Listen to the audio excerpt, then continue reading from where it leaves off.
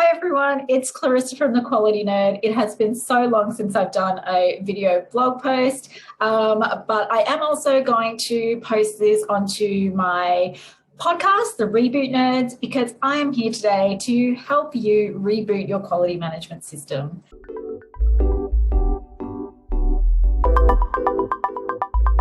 So this post is mostly going to be directed towards NDIS providers, but it can be used by anyone who's feeling a bit overwhelmed by their quality management system and by maybe the amount of policies and procedures that you have.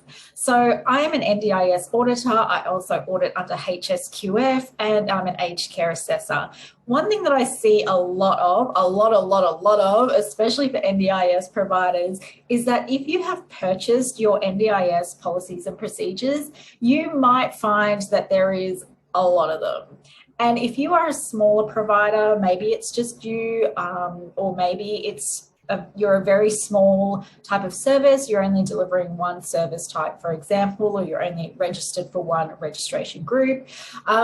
These policies and procedures that you purchased, they're really designed for every type of organization. So they go to the maximum, and the maximum might not suit where you are.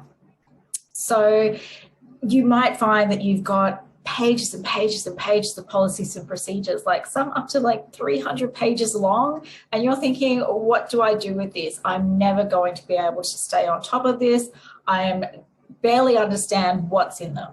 So a really easy way, and something that I like to do, is first of all, always have your NDIS practice standards or whatever standards you operate under next to you. Now, the name of the standard, so most standards will have like 4 or 5 standards, and then you'll have a bunch of indicators underneath them. So you only need to take the standards and the indicator titles and do a control find and find those keywords in your documents. Now, when you do that, you'll be able to see what is duplicated within those policies and procedures. And a lot of those purchased policies and procedures will have a lot of duplication. Remember, they are designed for every type of organization, delivering every type of registration group or every type of service. So if you are a physiotherapist, you are not going to need the waste management policy and procedure, or maybe the medication management policy and procedure if you are not assisting medications. So first of all, get rid of those ones that you don't use, and then get rid of the duplication within those policies and procedures. So what I see a lot of is that you'll have a governance and management policy and procedure, and within that you'll have a heading or a section that is about conflict of interest or risk management. And then you'll find you have a separate conflict of interest or risk management policy and procedure.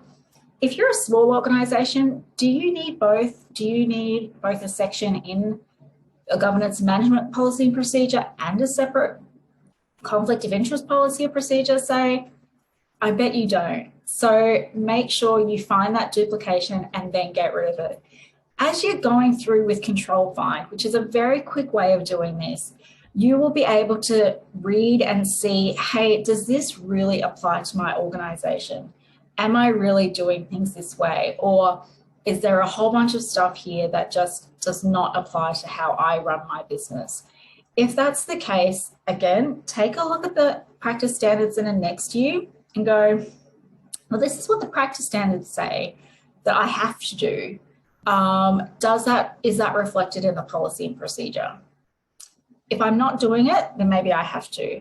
But if it's not in the practice standards or procedure, then maybe you can think about cutting things down a bit. Let's just put it that way.